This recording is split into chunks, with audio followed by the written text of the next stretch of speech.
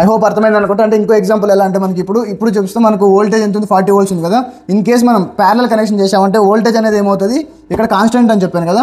అప్పుడు ఎలాగంటే voltage V is equal to V1 is equal to V2 is equal to V3 వెళ్తుంది. ఓకేనా. ఇలా ఎంత వెళ్ళినా కూడా మనకు ఫస్ట్ మాడ్యూల్కి ఎంత వోల్టేజ్ ఉంది, 40 ఉంది. ఎండ్ కూడా మనకు 40 voltage అనేది వస్తుంది. ఓకేనా.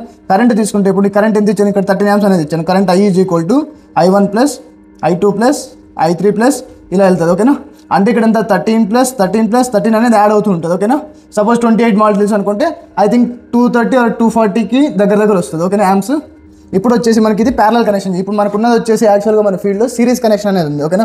సిరీస్ కనెక్షన్లో ఏంటంటే మనకు వోల్టేజ్ అనేది ఇంక్రీజ్ అవుతూ ఉంటుంది. అంటే V is equal to V1 plus V2 plus V3 అంటే ఇలా ఎండ్ వరకు వెళ్తుంది. ఓకేనా. ఇక్కడ వచ్చేసి మనం గుర్తుపెట్టుకోవాల్సింది ఏంటంటే మనకు వచ్చేసి మాడ్యూల్స్ 28 మాడ్యూల్స్ ప్లాన్ ప్రకారం ఒక స్ట్రింగ్ అనేది లూప్ చేయడం జరిగింది. ఈ స్ట్రింగ్ ఇవన్నీ మనం ఆల్రెడీ వీడియోస్లో ఎక్స్ప్లెయిన్ చేయడం జరిగింది. ఓకేనా. ఇక్కడ వచ్చేసి 28 మాడ్యూల్స్ కదా, 28 ఇంటూ ఎంత మనకు వోల్టేజ్ ఒకటి 40. ఓకేనా. నేను యాక్చువల్గా లెక్కలో వీక్ ఒకసారి క్యాలిక్యులేట్ చేసి చూద్దాము.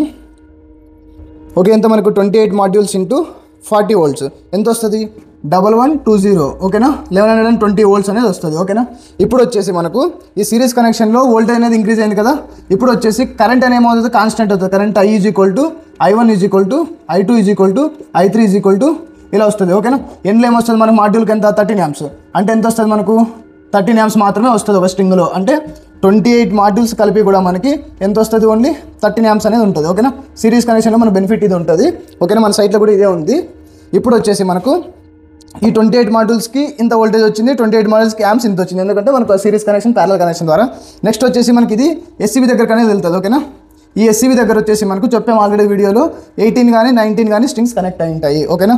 ఇప్పుడు వచ్చేసి ఇక్కడ బస్ బార్ ఉంటుంది, నెగిటివ్కి కామన్ బస్ బార్ ఉంటుందండి. ఓకేనా.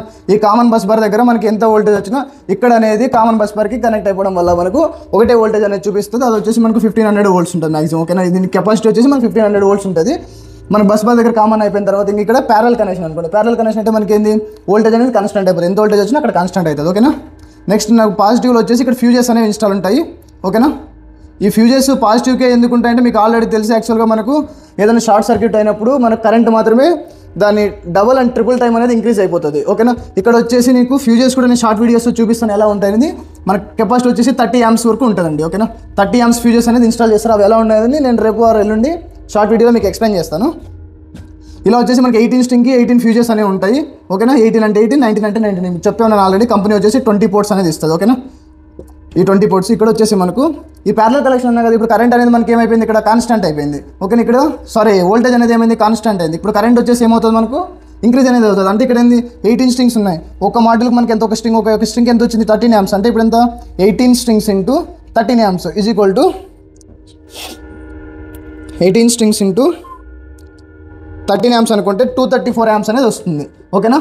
ఇప్పుడు మీకు అర్థమైంది. ఒక ఎస్సీబీకి వచ్చేసి యాంప్స్ ఎంత వస్తుంది, 234 వస్తుంది. ఇది కూడా ఎప్పుడు వస్తుంది అంటే మనకి జనరేషన్ హెవీగా ఉన్నప్పుడు, సన్లైట్ అనేది హెవీగా ఉన్నప్పుడు మాత్రమే మనకు ఇది అనేది వస్తుంది. అంటే మార్నింగ్ టైంలో మనకు 110 రావచ్చు, లేదంటే 50 రావచ్చు, 60 రావచ్చు.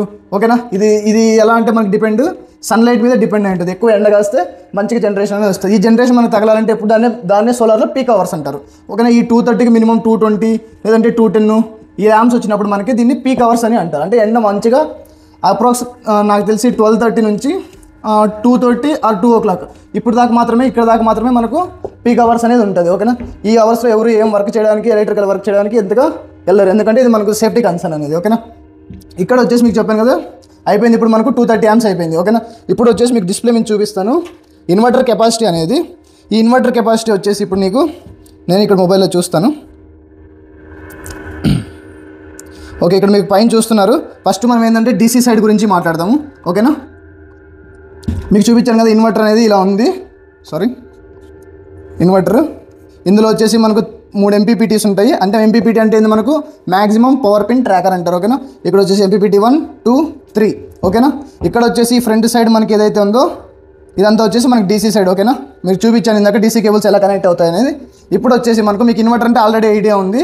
ఏంది, డీసీ నుంచి ఏసీకి కన్వర్ట్ చేసి ఇస్తుంది. ఓకేనా.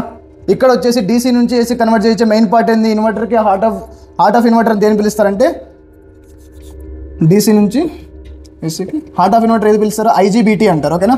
Integrated bipolar transistor. ఓకేనా, ఇది వచ్చేసి మనకు మెయిన్గా డీసీ నుంచి ఏసీకి కన్వర్ట్ చేసి ఇస్తుంది. దీన్ని మనం సోలార్ ఫీల్డ్లో ఉన్న వాళ్ళందరికీ తెలుసు, ఇన్వర్టర్కి హార్ట్ అని అంటారు. ఓకేనా, ఇక్కడ వచ్చేసి నేను ఊరికే పైన గీత గీసాను, బ్యాక్ సైడ్ వచ్చేసి మనకి ఏసీ ఆల్రెడీ చూపించడం జరిగింది మీకు.